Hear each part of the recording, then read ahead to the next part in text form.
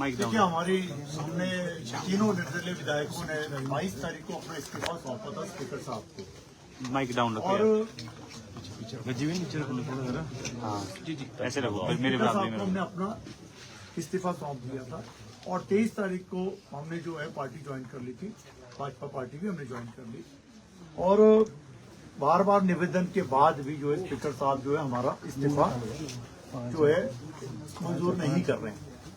और एक हमें नोटिस प्राप्त हो गया इनकी ओर से, लंबा चौड़ा इन्होंने एक कहानी लिख दी उसके अंदर कि आप 3 निर्दलीय विधायक जो है किसी के दबाव में, 4-5 और कांग्रेस के विधायकों ने हमारी कंप्लेंट की है, जो अभी हमें नोटिस प्राप्त हुआ है कि हमें दबाव में ये इस्तीफा दिया है या हमारे पर कोई और किसी का दबाव है।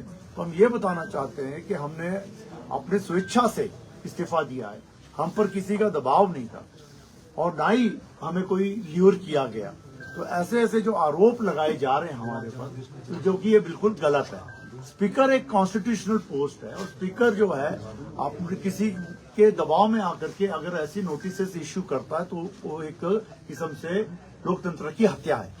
और बार बार आग्रह करने के बाद भी जो है, बार बार ईमेल करने के बाद, बार बार उनको रिपीटेड रिमाइंडर देने के बाद भी स्पीकर साहब ने कोई उस पर कार्रवाई नहीं की और उसके अवेज में एक हमें नोटिस निकाल दिया कि आप एक्सप्लेनेशन दो कि आपने इस्तीफा क्यों दिया। हम इंडिपेंडेंट है, हम किसी पार्टी से बंधे हुए थोड़ी है। हमने जब इलेक्शन लड़ा था तो आपने अपने पार्टी का कैंडिडेट दिया था, हम उनको हरा करके आए हुए यहाँ पर। अगर इंडिपेंडेंट पार्टी के होते तो आप उसे एक्सप्लेनेशन मांग सकते हैं। एक इंडिपेंडेंट से आप कैसे एक्सप्लेनेशन मांग सकते हैं, आप बताएं मुझे। अगर कोई इंडिपेंडेंट एमएलए जीत करके आया है, उससे एक्सप्लेनेशन मांगने का कोई आवश्यकता नहीं है। स्ट्रेट फॉरवर्ड जब हमने अपना इस्तीफा दे दिया तो उनको मंजूर करके इलेक्शन कराने चाहिए। अब ये इलेक्शन से क्यों डर रहे हैं, क्या कारण है कि इस्तीफा मंजूर नहीं कर रहे हैं, ये इसी के विरोध में आज हम यहाँ बैठे हैं कि ये लोकतंत्र की हत्या ना करें, तुरंत हमारा इस्तीफा जो है मंजूर करें और पब्लिक मैंडेट लिया जाए, इलेक्शन किया जाए तीनों कॉन्स्टिट्यूंसी में, दूध का दूध पानी का पानी सामने आ जाएगा। होशियार जी ये कह रहे हैं कि आपको जो है 5 साल के लिए चुन के भेजा गया था, ऐसी क्या नौबत आई कि 1.5 साल में इस्तीफा देना पड़ा आपको? पिछले 14 महीने में क्या हालात हुई हमारे, कितनी हमारे को जो बेइज्जती हुई हमारी, कितने हमारे मान सम्मान को जो है ठेस पहुंची है। ये ठेस मुझे नहीं पहुंची है, मेरे लोगों को पहुंची है, मेरी जनता को पहुंची है। हम अपॉइंटमेंट मांगते रहे, हमें 14 महीने अपॉइंटमेंट नहीं मिली। जो अनाउंसमेंट की, एक अनाउंसमेंट पूरी नहीं हुई। ऐसे तो कई वारदातें जो हम आपको बता सकते हैं। मेडिकल फाइलें क्लियर नहीं हुई, कोई 1 लाख रुपए मांगने जाते तो बोलते हमारे पास पैसा नहीं है, हमारी स्थिति ठीक नहीं है।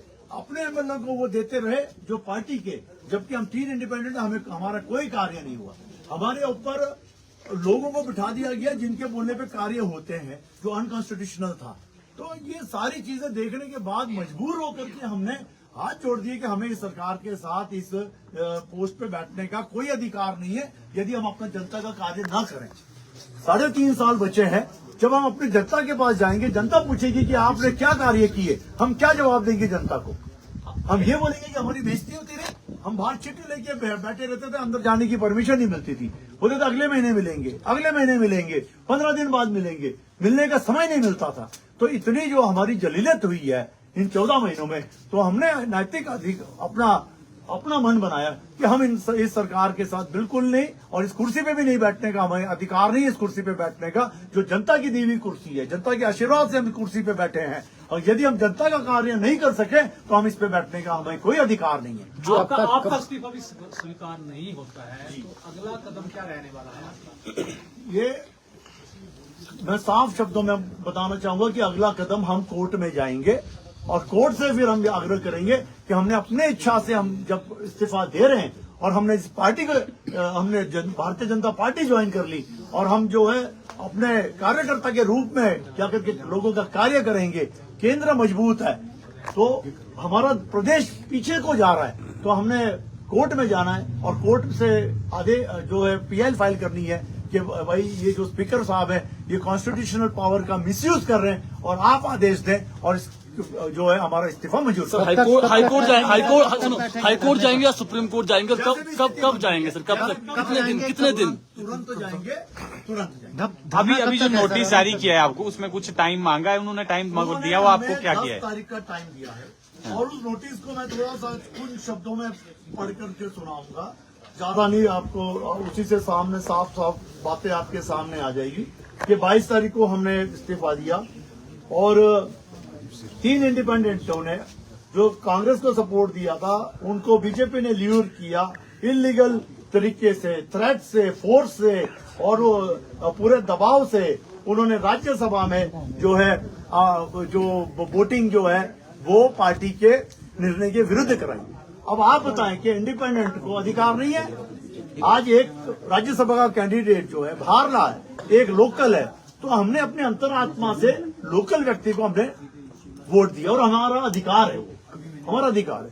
सिर्फ उस बात से जो है सरकार नाराज होती है और आशीष भाई के ऊपर एफआईआर लॉन्च करती है, के ठाकुर के भाई और बेटे के ऊपर एफआईआर लॉन्च होती है, इनके कारोबार बंद हो जाते हैं, इनके घरों में पुलिस पहुंच जाती है और अधिकारी पहुंच जाते हैं। तो ये इस पूरे जो है कॉन्स्टिट्यूशन का, पूरे डेमोक्रेटिक का, पूरे लोकतंत्र का जो है गला घोटा गया। तो ये कारण है। होशियार जी, क्या फिर अब 10 तारीख का इंतजार करेंगे या उससे पहले कोर्ट चले बिल्कुल नहीं जाएंगे? करेंगे, क्योंकि हम इंडिपेंडेंट हैं, हम किसी पार्टी के बंधे हुए नहीं है जो हम इनको जवाब देंगे। हम क्यों इनको जवाब दें? हम तो इनके पार्टी के थोड़े बंधे हुए, हम अपनी स्वेच्छा से हमने इस्तीफा दिया है।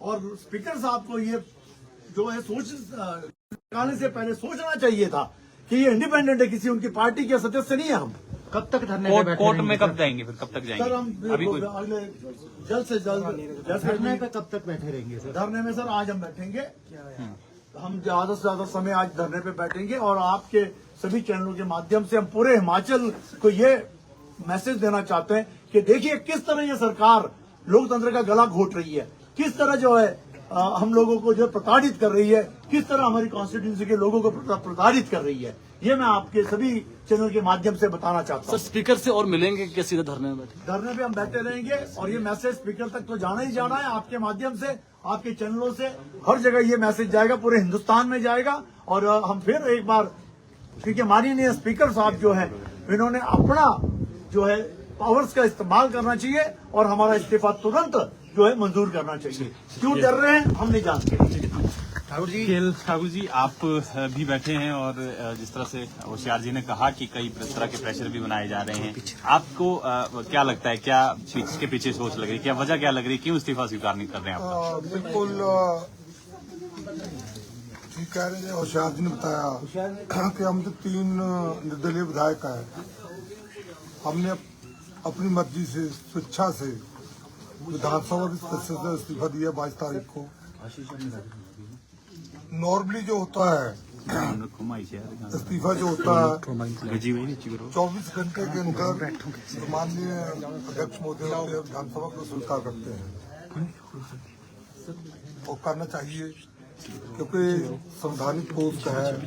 हम बहुत मान सम्मान करते हैं अध्यक्ष महोदय का, परंतु साथ में बड़ा दुख है कि इसको बिना मतलब से एक राजनीतिक रंग दिया जा रहा है। ठीक है, हम मानते हैं स्पीकर भी एक पार्टी से होते हैं पहले, जब विधानसभा का अध्यक्षों को बना दिया जाता है तो वो सब सदस्य जो होता है सबके संरक्षक बन जाते हैं। ये हमेशा एक हिस्ट्री बनेगी, हिस्ट्री बनती है कि किस स्पीकर ने विधानसभा का स्पीकर रहते हुए क्या क्या कार्य किए हैं। जो पहले उनका कार्य उस पर मैं प्रश्न नहीं करना, अच्छा कार्य वो अच्छा सहयोग दिया उन्होंने, परंतु अब अचानक हमें नहीं समझ आता क्यों ऐसा वो कर रहे हैं। ठीक है, उनको जितना करना चाहिए उन्होंने कर लिया। 1 हफ्ता हो गया,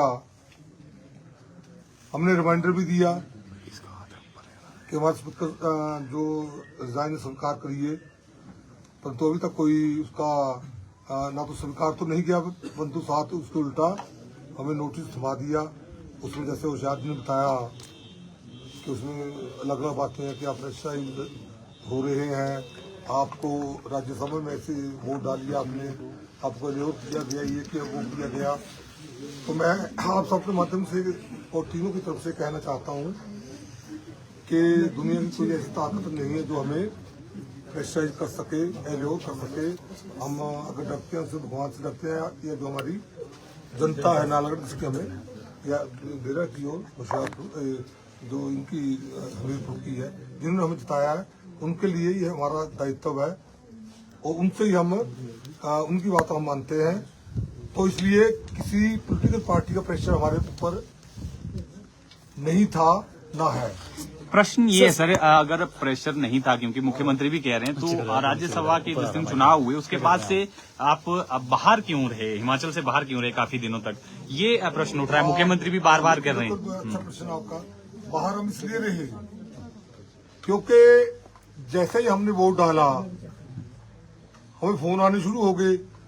जब हमें फोन नहीं कर पाए तो हमारे जो लोग जानने वाले थे उनके ऊपर प्रेशर डालना शुरू हो गया, बताइए क्या है, कहाँ है, कैसे है। तो जब ऐसी बातें हुई तो हमने सोचा, ये तो हमने वोट डाला, हमने उस टाइम ये नहीं सोचा कि ऐसा होगा कि इतना प्रेशर डालेंगे, ऐसा इतना पीछे पड़ेंगे हमारे। हम तो वोट जैसे होशियार ने बताया कि हमें चूज करना था क्योंकि हम थे इंडिपेंडेंट। ठीक है, सपोर्ट हमने सरकार को किया था, हम कांग्रेस पार्टी को ज्वाइन की, सरकार को सपोर्ट किया था issue based in the interest of हमारी रिस्पेक्टिव कंस्टिट्यूएंसीज, उनके लोगों के हित में कि वहाँ लोगों के विकास के कार्य होंगे, हमारे युवाओं को नौकरियां मिलेंगी जो मिलनी चाहिए, जो जिसके पात्र है, विकास के कार्य होंगे। क्योंकि हमें लोगों ने चुना था, हमने कार्य करवाए थे और आयोग इसलिए चुना, आयोग कार्य करवाएंगे। तो हमने जनहित में, अपनी कंस्टिट्यूएंसी के हित में, हमारे कंस्टिट्यूएंसी में विकास के कार्य हों, वहाँ हमारे युवाओं को, क्योंकि हमारी सरकारी नौकरियां भी मिले और प्राइवेट सेक्टर में भी, क्योंकि जो हमारी इंडस्ट्री है वहाँ, तो वहाँ भी नौकरी मिले। परंतु हुआ बिल्कुल उल्टा। मैं ये कह सकता हूँ 14 महीने में एक भी विकास कार्य अपनी कंस्टिट्यूएंसी से कह सकता हूँ, मैं अपने दूसरे निर्दलीय भाई इनसे बहुत डिस्कस करता हूँ, एक भी विकास कार्य नहीं करवा पाई सरकार। वो जो कार्य हो रहे हो पिछली सरकार के समय के जो स्वीकृत थे, यही कार्य हुए। नए ढंग से एमएलए फंड के अलावा कोई भी कार्य नहीं किया। एमएलए फंड का भी हमेशा यही करते हैं कि रोकने की कोशिश करते थे। सर, जो आपने क्रॉस प्रेशर डलता था तब वो रिलीज करते थे। तो ये सब सारी ऐसी बातें थी। तो हमें मुझे नहीं लगता था कि हम ऐसी सरकार के समय विधायक रहते, हम विधायक रहें और विधायक रहते हुए 5 साल बाद लोगों के पास जाएं तो लोग कहेंगे ठीक है जी, आपने बड़े काम किए थे पहले 5 साल बेशक पिछले 5 साल भाजपा की सरकार थे, हम विधायक नहीं भी थे। होशियार जी जो थे, अपने आशीष जी थे, ये एक्टिव थे, मतलब पोलिटिकली विधायक नहीं थे, परंतु लोगों का काम करवाते थे सरकार से उस टाइम। तो उस टाइम हमने खूब काम करवाए। जब खूब काम करवाए तब लोगों ने बताया हमें, तो 5 साल लोगों को उम्मीद थी कि और काम करवाएंगे। ये 5 साल बाद जब हमने जाना था, 14 महीने पे जो हमने देखा ना कि हो नहीं रहा, तो उस समय हमने क्या बताना था, 5 साल क्या किया। केएल जी सवाल था राज्यसभा में हमने केएल जी सवाल है कि आपके फैमिली मेंबर्स पे एफआईआर हुई है किसी पे? बिल्कुल, मेरे ब्रदर पे एफआईआर हुई है। हाँ, और जो ब्रदर के कस्से बंद किए हैं इलीगल तौर पर, बिल्कुल हमारे लीगल है। और मेरे बेटे पे जो है उसके चलान हुए, उसका भी कस्से इलीगल तरीके से बंद किया है। द्वेष की भावना से भांजे के ऊपर भांजे का भी कस्से बंद किए हुए हैं। तो ऐसे भेदभाव किया जा रहा है। ठीक है। धन्यवाद। वो डाला और वो अपनी मर्जी से डाला, क्योंकि जैसे कि जी ने बताया कि हमारा अधिकार है कि हम किसी को भी मत दे सकते हैं। और हमारा जो स्टेट है, आप भली भांति जानते हैं, हम सनातन धर्म को मानने वाले हैं और हम उस व्यक्ति को कैसे वोट कर सकते थे जो राम मंदिर के खिलाफ मुकदमा लड़ रहा हो। तो ये मुझे लगता है, अगर मैं अपनी फील्ड में जाके भी लोगों से पूछूंगा कि भाई आप बताइए कि मैं किसको, क्योंकि मैं अगर वोट कर रहा हूँ तो मुझे कंस्टिट्यूएंसी है, जो मेरे लोग हैं उन्होंने चुन के भेजा है यहाँ पे, और उनकी भावनाओं को देखते हुए मैंने मत जो डाला, हम तीनों ने जो वोट डाला वो डाला हर्षमाधन जी को, जो कि हिमाचल के हैं और वहाँ पे राज्यसभा में चुन के जीते। और चुन के भी इस तरह से जीते, आप भली भांति जानते हैं, 34 हुए। और जब पर्ची डली तो हर्ष महाजन जी जीते। ये प्रत्यक्ष रूप से ईश्वर ने अपनी उपस्थिति दर्ज की और हमें भी उससे हौसला मिला कि जो हमने निर्णय लिया है भगवान हमारे साथ है। दूसरी बात, जब ये सारा प्रकरण हुआ उसके बाद मुख्यमंत्री जी ने झूठे मुकदमे दर्ज करना शुरू कर दिए। जो मेरे परिवार का कारोबार है, चाहे कंस्ट्रक्शन कंपनीज हैं, उनको वहां पे काम कार्य जो हैं रुके हुए हैं, मतलब जो कार्य चले हुए थे उनको बंद कर दिया। जो भी मतलब जितना भी प्रताड़ित कर सकते हैं वो हमारे परिवारों को और हमें किया गया। और ये हमने फिर निर्णय लिया कि हमने इस सरकार का साथ बिल्कुल भी नहीं देना है, क्योंकि ना तो इनमें कार्य करने की क्षमता है सरकार में, और पिछले 14 महीने से जिस तरह से विकास कार्यों की जो हालात हैं पूरे प्रदेश में, आज की डेट में कोई भी पूरे प्रदेश में जो काम चले हैं, चाहे वो पीडब्ल्यूडी में चले तो पीएमजीएसवाई या नाबार्ड के चले हैं, स्टेट हेड में कोई पैसा न स्वीकृत किया गया। पिछले 14 महीने में हमने बहुत बार कोशिश की, मैंने तो करीब 8 महीने से कोशिश की माननीय मुख्यमंत्री जी से मिलने की, लेकिन एक बार भी उन्होंने मुझे समय नहीं दिया। उल्टा जब मैं सचिवालय में गया तो 4 विधायकों के सामने मुझे ये बोला गया कि 3 महीने बाद 12 तारीख को आइए, तब आपसे मुलाकात होगी। तो ये मुझे लगता है ये मेरा अपमान नहीं है, ये अपमान जो हमीरपुर की मेरी देवतुल्य जनता है जिन्होंने चुन के भेजा मुझे, उनका अपमान है, और मैं अपनी जनता का अपमान नहीं सह सकता हूं। मैंने ये फैसला लिया, हम तीनों ने ये फैसला लिया, और अपना जो इस्तीफा है हमने माननीय स्पीकर साहब को दिया। लेकिन दुर्भाग्य की बात है कि कॉन्स्टिट्यूशनल पोस्ट पे जो ये बैठे हैं स्पीकर साहब, ये एज ए पार्टी कार्यकर्ता काम कर रहे हैं, जो कि अभी तक पिछले 22 तारीख के बाद इन्होंने अभी तक मंजूर नहीं किया। तो आज हमने ये धरना प्रदर्शन जो किया इनके विरोध में किया है, ताकि जल्द से जल्द जो है हमारा इस्तीफा मंजूर किया जाए। सरकार की वैसे भी हालात जो है पूरे प्रदेश में खत्म, लोकप्रियता जो है खत्म हो चुकी है सरकार की, लोगों का विश्वास उठ चुका है।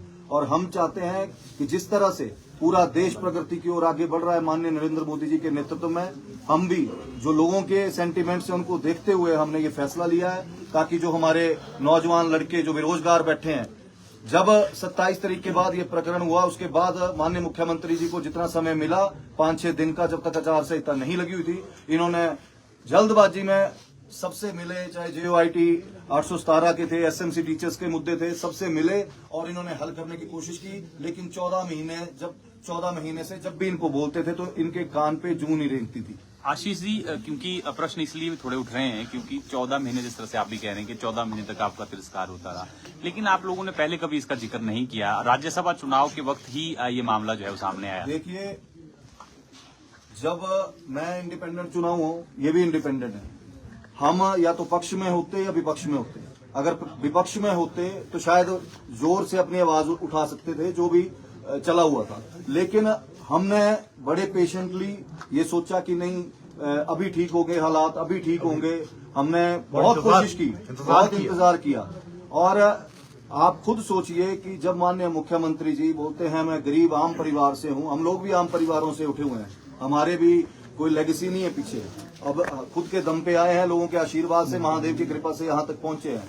लेकिन जो गरीब परिवार से व्यक्ति अगर इतने उच्च पद पे बैठता है और इतना अहंकारी हो जाता है कि वो लोगों से विधायकों से मिलना जो 1 लाख लोगों को रिप्रेजेंट कर रहे हैं, उनसे मिलना भी उचित ना समझे, तो मैं समझता हूं वो लोकतंत्र की हत्या तो अगर किसी ने की है इस प्रदेश में तो मुख्यमंत्री जी ने की है। और जब ये राज्यसभा के चुनाव हारे, मैं तो समझता हूं कि नैतिकता के आधार पे इनको इस्तीफा देना चाहिए था, और इन्हीं की पार्टी को कोई और लीडर अगर कोई, शायद मैं समझता हूं कि अगर किसी और को ये बनाते तो ये स्थितियां तब भी सॉर्ट आउट हो सकती थी। लेकिन तब भी इनको इतना मोह है इस कुर्सी से कि ये कुर्सी डूब जाए लेकिन ये छोड़ेंगे।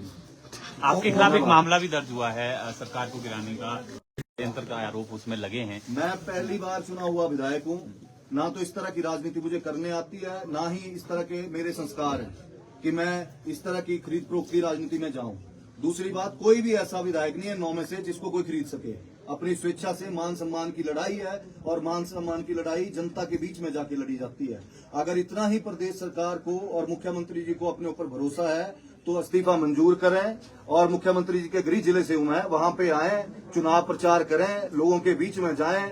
लोकतंत्र है और लोग ही फैसला करते हैं कि हमने गलत किया कि सही किया है, और अगर हमने गलत किया होगा तो हम हारेंगे और नहीं आएंगे, और अगर सही किया होगा तो लोग इनको बताएंगे कि क्या इनके कर्म है, जो इनको कर्मों का जो लेखा जोखा है वो यहीं पे बहुत जल्द देना पड़ेगा। और इसके अलावा एक और भी बात है, इस सारी बातों के अलावा और एक और बात थी, सबसे बड़ी बात हम तीनों की लगभग कि हम सब जो सरकार हर फ्रंट में फेल थी, विकास कार्य ले लो, युवाओं को नौकरियां देने के ले लो, हमारी विचारधारा भी तीनों की